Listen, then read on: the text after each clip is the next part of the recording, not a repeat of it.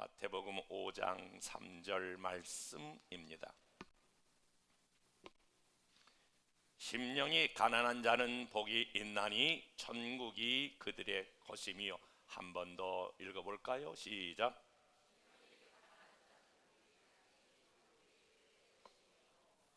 아멘. 저는 이제 이 사순절 기간 동안에 오늘부터 또 부활절 끝나고도 주님께서 우리에게 전해주었던 산상보훈 중에 팔복, 오늘 첫 번째 시간 말씀을 같이 나누려고 합니다. 유명한 그 하버드 대학 졸업식 때 총장이 이렇게 강의합니다. 여러분 중에 이 나라를 이끌어갈 만한, 세계를 이끌어갈 만한 인물들이 나오기를 원합니다. 그러므로 여러분 한 사람 한 사람은 반드시 그러려고 하면 믿을 만한 신조가 있어야 합니다. 두 번째로 따를 만한 지도자가 되어야 합니다. 여러분 한 사람 한 사람은 많은 사람들에게 외칠 만한 구호가 되어야 하고 불러야 할 노래가 될 만큼 여러분들은 훌륭한 사람이 되어야 합니다. 사실 이 네 가지는 인간이 갈망하고 있는 네 가지 욕구를 총장이 졸업식 때 말씀하고 있는 것 아니겠습니까? 사람들은 너나 할 것 없이 한 가지를 마음에 새기고 그 한 가지를 따라가고 있는데 그것이 행복하기를 원하는 것이겠죠. 사람은 너나 할 것 없이 정말 나는 남은 생에 행복한 삶을 살았으면 좋겠다 라고 하는 그런 욕구가 인간 안에 있지 않겠습니까? 불란서의 한 정신과 의사에게 한 젊은이가 찾아왔습니다. 요즘 내가 우울증으로, 불면증으로 잠을 잘 자지 못하고 늘 마음이 우울합니다. 그런 상담을 받은 의사가 여러 가지를 체크한 다음에 처방책을 놓았는데, 지금 이 도시에, 이 나라에서 가장 유명한 한 사람이 지금 희극 공연을 하고 있습니다. 아마 그것을 보시면 대단히 도움이 될 겁니다. 그래서 그 처방책을 들고 나왔던 그 젊은이가 그 희극 배우가 난데 어디를 가란 말인가 이렇게 되뇌이듯 외치며 나왔습니다. 그 모두가 다 행복해지기를 원하는 우리 모습의 자화상을 보여주고 있지 않습니까? 이스라엘 땅의 모든 사람들도 정말 내 삶 가운데 행복한 삶이 됐으면 좋겠다라고 하는 갈망이 있었는데, 어느 날 예수님께서 갈릴리 지역에 오셨다라고 하는 소문을 들었습니다. 갈릴리 지역에 있던 사람들은 그 예수님이 오셨다, 우리 갈릴리 지역에 오셨다라고 하는 소문을 듣고 한 명, 두 명 갈릴리 바닷가 그리로 몰려들기 시작했습니다. 왜냐하면 그때 예수님은 수많은 환자를 고치고 치유하고 회복시키는 엄청난 능력을 행하고 있었기 때문에 소문을 들은 모든 사람들이 앞에 멀리 지중해 연안이 깔려 있고 또 한쪽에는 헬몬산 높은 산에 눈이 내려져 있는 그곳을 바라보면서 사람들이 옹기종기 모여 앉았을 때에 예수님께서 인생의 참 행복, 또 다른 말로 말하면 진짜 복이 어떤 복인가를 설파하기 시작했습니다. 오늘 본문은 심령이 가난한 자는 복이 있나니 천국이 저희들의 것이며 이렇게 말했는데, 원문은 그렇게 되어 있지 않고 복이 있도다 심령이 가난한 자요, 복이 있도다 애통하는 자요, 복이 있도다 온유한 자요 라고 하는 이 복이 있도다가 먼저 선포되는 것을 말하고 있습니다. 이 복이 있도다 라고 하는 이 말 원문에 보니까 마카리오스 이렇게 되어 있는데, 마카리오스 심령이 가난한 자는, 마카리오스 온유한 자는, 마카리오스 그러면서 쭉 이렇게 8가지 복을 말해 주고 있지요. 그런데 이 마카리오스, 진짜 복은, 오늘 성경에서 말하는 복은 어떤 복인가? 우리 한국 사람처럼 복을 좋아하는 사람이 없다고 그러죠. 수조에도 벽에도 모든 대문에도 복을 써 있는데, 우리 한국 사람이 전통적으로 가지고 있는 복의 개념은 몇 가지가 있는데, 첫째로 장수하는 것이다. 둘째로 부자가 되는 것이다. 셋째로 높은 지위에 올라가는 것이다. 넷째로 많은 자녀를 두면 그것이 복받은 사람이다 라고 하는 전통적인 개념은 그렇습니다만은, 오늘 주님께서 이스라엘 백성들에게 마카리오스, 진짜 복에 대해서 말씀하고 있는데요, 이것은 두 가지 의미가 있습니다. 오늘 이 8가지 팔복이라고 말하는 8가지 복은 우리가 한국 전통적인 관점에서 말하고 있는 그런 세속적인 복을 의미하는 것이 아니라, 이 마카리오스, 진짜 진정한 복은 오늘 전체 8가지를 한 가지로 우리가 꿰뚫어 보면 모두가 다 인격적인 것과 연결되어 있어요. 그러니까 여러분, 심령이 가난하고 또 그리고 애통하고 온유하고 의에 줄이고 긍휼히 여기고 마음이 청결하고 화평케 하고 의를 위해 박해를 받는 모든 것들은 인격과 연결되어 있다라고 하는 것입니다. 다시 말씀을 드리면, 성경이 말하고 있는 복은 무엇을 소유하냐 그게 문제가 아니라 내가 하나님 앞에서 어떤 사람이 되어야 하느냐가 진짜 복이라고 하는 사실을 말씀하고 있어요. 그리고 이 팔복의 중요한 원리는 이 모든 것들이 다 영적인 관계가 있다라고 하는 사실을 명시하고 있어요. 여러분, 세상 사람들이 정말 마음이 가난한 사람을 복이 있다고 그럴까요? 세상 사람들이 여기 온유한 사람이 복이 있다고 그래요? 어떻게든지 자기 주장을 하여 자기 권리를 찾는 사람을 복이 있다고 그러겠죠? 세상 사람들이 의보다 자기 욕망을 따라가겠죠? 자연인들은 긍휼을 베풀기보다는 복수를 향하여 가겠죠? 마음이 청결하기보다는 마음이 불결한 대로 가겠죠? 사람들은 평화를 사랑하기보다는 전쟁을 사랑하고 핍박받기보다는 타협하기를 원하는 세상의 글로 본다면, 모두가 다 오늘 이 8가지는 하나님과의 관계에서 이루어지는 것이다. 거듭난 사람, 성령의 인도함을 받는 사람, 성령의 충만함을 받는 사람은 이런 하나님과 나와의 관계에서 오는 영적인 복을 추구해야 될 줄로 믿습니다. 아니, 그러면 우리가 살아가면서 필요한 거, 우리가 구하는 거, 그것은 구하지 말라고 하는 것일까?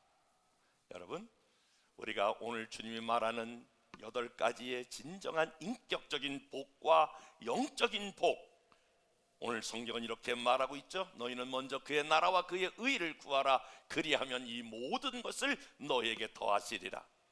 그러니까 우리가 먼저 구해야 될 것이 있는데, 그것이 바로 주님과 나 사이에 이어지면서 인격적으로 주님을 닮아가고 성숙한 것, 이것이 진짜 복이라는 거예요. 그것을 해나가면 금년에 하나님께서 저희 교회에 저와 여러분에게 주셨던 그 다음에 여러분의 물질의 축복도 그 다음에 이어지는 거예요. 그래서 먼저 저와 여러분들이 하나님과 나와의 관계에서 인격이 더 성숙하고 주님을 닮아가는 인격으로 나아가는 이러한 참된 마카요스라고 하는 이 복이 여러분에게 임하기를 주님의 이름으로 축복합니다.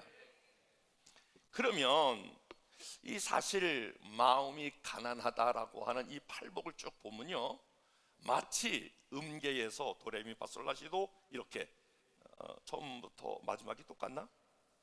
도레미파솔라시도 다시 해볼까요? 성가대만 시작하면 하지 마.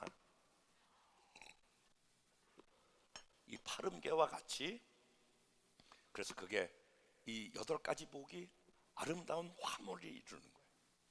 등산하는 사람이 한 단계 올라와서 첫 번째 캠프 치고 2단계, 3단계, 그래서 8단계. 이 복이 처음부터 기초가 딱 다져지면서 올라가면 올라갈수록 나중에 정상에 올라가는 것처럼 저와 여러분들이 오늘 이 팔복을 같이 나누고 같이 공부하고 적용해 나갈 때에 이런 주님의 성품을 닮은 아름다운 복으로 나갈 수 있기를 주님의 이름으로 축복합니다. 그러면 우리는 생각해 봐야 돼요. 그러면 심령이 가난하다라고 하는 말은 무슨 말인가라고 하는 것을 살피기 전에 심령이 가난하다라고 하는 말이 의미하고 있지 않는 거 어려운가요? 심령이 가난하지 않는 것은 무엇인가 라고 하는 것입니다. 여기 심령이 가난하다라고 하는 말은 먼저 물질이 가난하다라고 하는 것을 뜻하지 않는다라고 하는 것입니다. 주님은 물질이 가난하다라고 하는 것을 예찬한 적이 한 번도 없습니다. 물질이 가난한 것도 좋은 일이 아니다, 이런 말일 수 있습니다. 주님은 마음에 가난에 대해 말씀하시면서 물질이 가난하여도 마음은 가난하지 않는 사람이 얼마나 많은지 모릅니다. 반대로 물질이 풍성해도 마음이 가난한 사람들이 많습니다. 여러분, 그 대표적인 사람이 니고데모인데, 여러분 니고데모 잘 아시잖아요. 유대 랍비예요. 그리고 유대 관원이에요.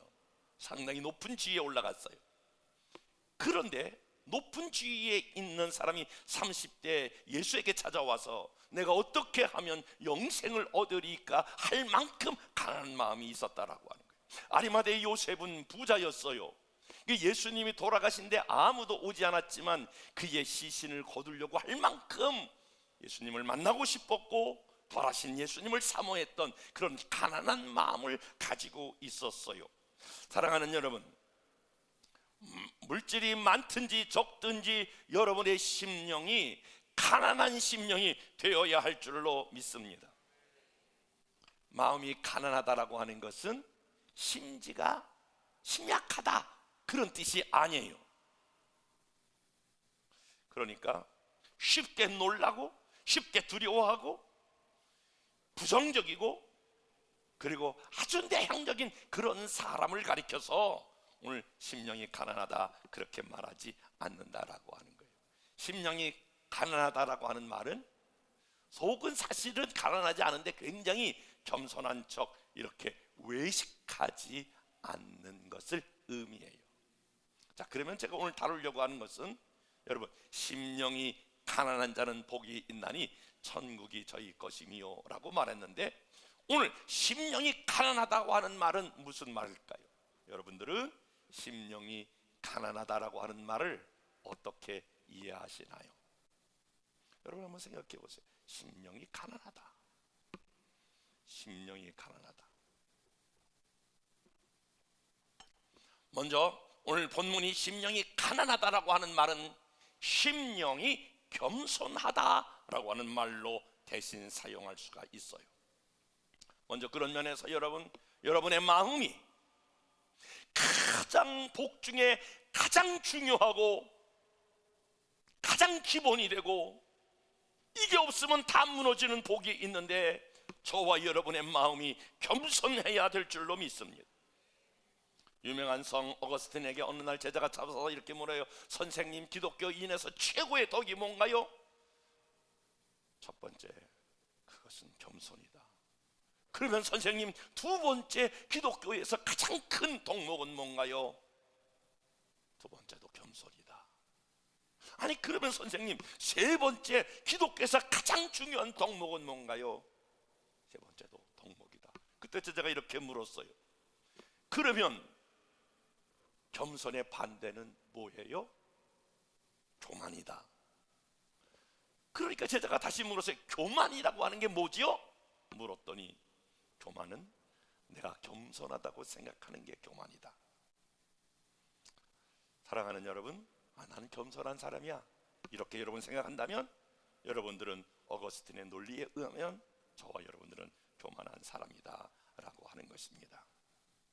그러므로 사랑하는 여러분, 우리의 심령이, 우리의 마음이 가난한 사람 되어지기를 주님의 이름으로 축복합니다. 그러면 어떻게 하면 우리가 겸손한 사람이 될 수 있을까라고 하는 거예요. 어떻게 하면 여러분 겸손한 사람이 될 수 있을까? 겸손한 척 해야 될까? 머리를 숙이고 막 조아리면 겸손한 사람일까?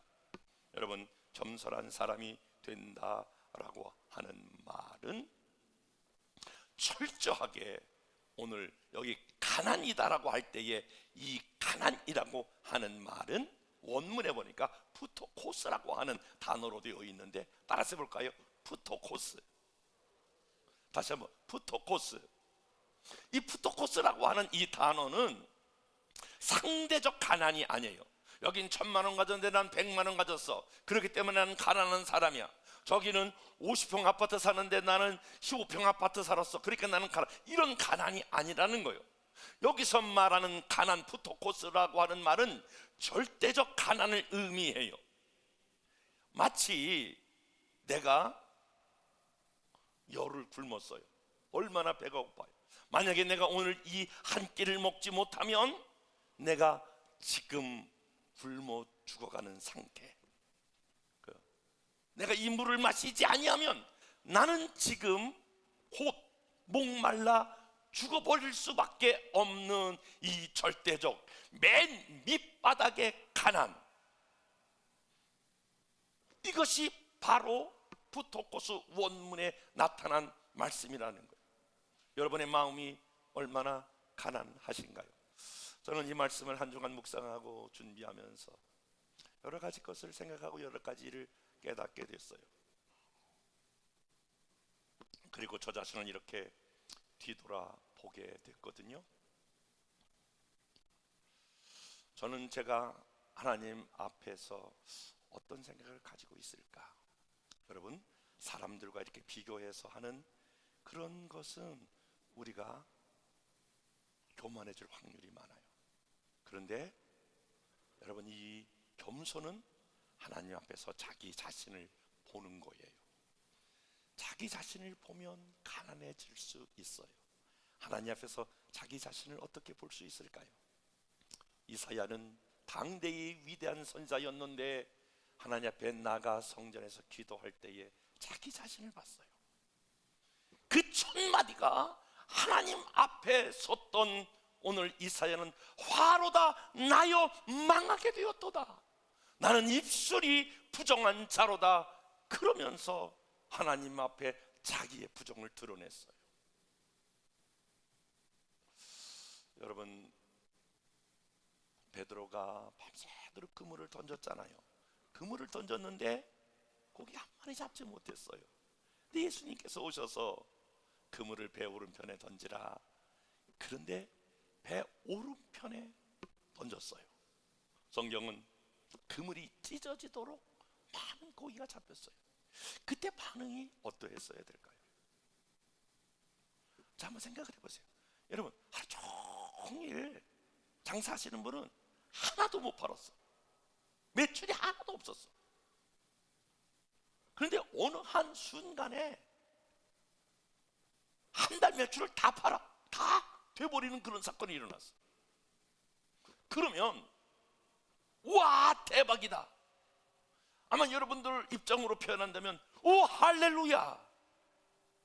아니, 한 달 너무 적으면 좋아. 1년으로 바꿔볼게. 안 놀라는 거 보니까 너무 적은 것 같아. 하루 종일 파는데 안 팔렸어. 근데 1년 매출이 잠깐 동안에 다 팔려버렸어. 이게 좀 늦는 거 보니까 좀 올려볼게. 내 평생 매출이 한꺼번에 다 이루어졌어. 미안해, 여러분 수준을 내가 잘 몰랐네. 아이고 참. 베드로가 고기를 잡았는데 그물이 찢어지도록 잡았다. 그러면 반응이 와, 대박이라고든지 뭐 할렐루야라든지 당신은 유시니까 막 이렇게 막 나와야 되는 거 아니겠어요? 바로 그때에 그분 앞에서 이렇게 말하는 거예요. 나는 죄인이로소이다. 나를 떠나소서. 하나님 앞에 선 모든 사람들은 동일하게 다 큰 낯을 가리고 저와 여러분들이 하나님 앞에 선다면, 저와 여러분들의 불꽃 같은 눈동자로 저와 여러분의 죄를 다 알고 계신 그 하나님, 저와 여러분의 마음속에 품고 있던 모든 죄를 알고 계신 그 하나님 앞에 선다면 누가 감히 하나님 앞에 나올 수 있단 말입니까? 누가 어깨를 피고 그리고 목이 뻣뻣해서 나올 수 있단 말입니까? 아무도 그 앞에 설 자가 없어서 오늘 십자가 찬양을 부르는데, 십자가 보혈로 나를 감춰주지 아니하면, 십자가 보혈로 나를 덮어주지 아니하면, 십자가 보혈로 나를 씻기지 아니하면 감히 하나님 앞에 나갈 수 없는, 바들바들 떨면서 그 죄값을 받아야 되는, 오늘 기도도 그런 기도했습니다만은 여러분, 그런 존재가 저와 여러분들 아닙니까? 어떻게 얼굴을 뻣뻣이 들고 하나님 앞에 설 수 있단 말입니까? 이사야처럼 나로 망하게 되었도다, 나는 죄인입니다 라고 고백할 수밖에 없는 사람이 저와 여러분들 아닙니까? 그래서 겸손이라고 하는 것은 다른 사람과 비교해서가 아니라 상대적으로 하나님 앞에서 나 자신을 비로소 볼 때에 우리가 얼마나 큰 죄인인지, 얼마나 약한 사람인지, 얼마나 무능한 사람인지를 알게 되고 깨닫게 되는데, 그런 은혜가 있기를 주님의 이름으로 축복합니다. 그래서 이제는 어떤 과정이 와야 되냐면, 하나님 앞에 도저히 하나님의 도움이 아니면 살아갈 수 없는 절대적인 그러한 하나의 가난 부토코스, 막 이제 하나님의 도움이 아니면, 하나님의 국률이 아니면 살아갈 수 없는 존재가 바로 나와 여러분이라는 사실을 알아야 돼. 제가 이번에 설교 준비하면서 제 안에 너무나 덕지덕지 많은 것들로 채워져 있다라고 하는 것을 봤어요. 목회 연륜이 갈수록 교회 안팎에서 여러 가지 직함이 주어질수록 그것이 나 인양 그렇게 생각할 때가 얼마나 많은지 모릅니다. 그리고 나를 누구라고 불러주는 그런 것들이 내 의가 되고, 그것들이 하나님 앞에 겸손하지 못한 도구가 됐어요. 이번 주에 사실 저는 고민을 많이 했어요. 여러 가지 고민을 많이 하면서 이 말씀을 준비할 때에 하나님이 저에게 세 가지에 대한 것들을 깨닫게 하시고 이것들로 돌아가라고 말씀하셨어요. 그 이야기는 지금 그렇게 막 절대적으로 가난하지 않는 내 모습을 보여주면서 너는 그때로 돌아가야 한다 라고 하는 깨달음을 줬어요. 세 부분을 그리고 저에게 알게 하시고 깨닫게 해서 제가 회개하면서 이 말씀을 준비했는데, 첫 번째, 제가 교회를 개척해 놓고 성도가 아무도 없는 맨 바닥에 엎드려서 하나님 앞에, 하나님, 여기 복음에 불타오르는 전도자는 있는데 한 명의 영혼이 없습니다. 그래서 한 명의 영혼이라도 보내달라고 그 바닥에 엎드려서 무릎을 꿇고 하나님 앞에 그 바닥을 치면서, 하나님, 한 영혼이라도 보내달라고 하나. 너는 그때 한 영혼을 향하여 가난한 마음으로 부르짖었던 그것을 너는 잊지 말아야 한다. 성도들이 이렇게 늘어나고 성도들이 많아가면서 여러 사람 중에 한 사람으로 자꾸 여기려고, 한 영혼의 목숨을 걸었던 그때 그 시절로 돌아가야 한다. 또 한 가지는요, 제가 87년 4월 30일에 안수를 받았는데요, 청주 서문교에서 받았어요. 그때 개척교회 목사로서, 전도사로서 안수를 받는데 이제 성가대 찬양이 울려 퍼지는 거예요. 정말 우리 교회, 지금도 우리 교회보다 훨씬 큰 예배당에서 벌써 한 6년 전에 거기서 한 70명의 성가대가 앉아 찬양을 하더라고요. 찬양 내용 중에 그런 찬양을 부르더라고요. 오늘 이 팔복을 가리켜서 부른 찬양인데, 복이 있으라, 주를 위해 핍박받는 자 복이 있으라, 하늘의 상 큼이라. 저는 그때 뭐 핍박받지는 않았어요. 근데 아마 개척교회 하면서 많은 서름이 있었던 것 같아요. 그때 개척교회 하면서 그 마음의 각오가 어떤 거였냐면, 주님, 제가 여기서 죽어 이곳에 무덤이 되어 주님 오실 때에 내가 주님을 다시 맞이하는 각오로 내가 생명을 걸고 이곳에서 어떤 어려움이 와도, 어떤 환난이 와도, 어떤 문제가 와도 나는 여기서 내 죽음으로써 내가 주님을 맞이하겠습니다. 근데 막 하늘에 받을 쌍큼이라, 하늘에 받을 쌍큼이라 막 그 찬양이 들리는데, 뭐 이 안수 받으러 나가야 되는데 막 완전히 눈물 콧물을 흘리면서 그러면서, 주님, 제가 어떤 어려움이 있어도 환난이 있어도 제가 이기고 하늘에 받을 상 향하여 달려나가겠습니다. 너는 그때를 잊지 말아야 한다. 왜냐하면 너무 많이 제가 배불러졌어요. 너무나 많이 가지고 있는 게 많고 누리고 있는 게 많고 여러 가지 명함들이 너무 많아요. 그것이 내 마음이 가난하지 못한 여러 가지 것들을 만들어내요. 세 번째로, 제가 한 2년 전에 코로나에 걸려서 정말 동료는 죽고 2명의 동료는 사경을 헤매고, 저는 부총회장 나갔다가 입후보 해보지도 못하고 떨어졌다는 소식을 듣고 교회는 막 여기저기 난리를 치면서, 그때 하나님 앞에 가난한 마음으로 엎드려 기도해서, 하나님, 내일 일은 난 몰라요. 나는 내일 일을 예측할 수 없어요. 한 걸음 한 걸음 인도해 주세요. 주님 동행해 주세요. 그때 정말 간절히 기도했어요. 너가 마음이 가난하다라고 하는 거, 너 무엇인지 다시 기억해라. 너 그때 개척교회 엎드려 한 영혼의 그 한 영혼을 향하여 부르짖을 때가 있었지 않았냐? 너 어떤 어려움이 와도 그것을 감당해 나겠다고 울며 불며 내게 결단할 때가 있지 않았냐?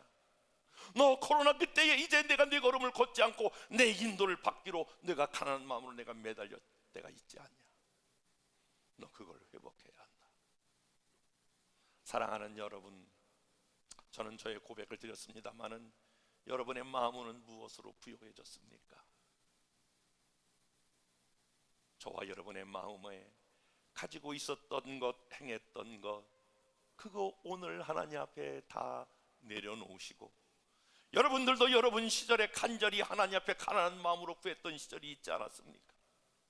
하나님, 내 자녀를 불쌍히 여겨주세요.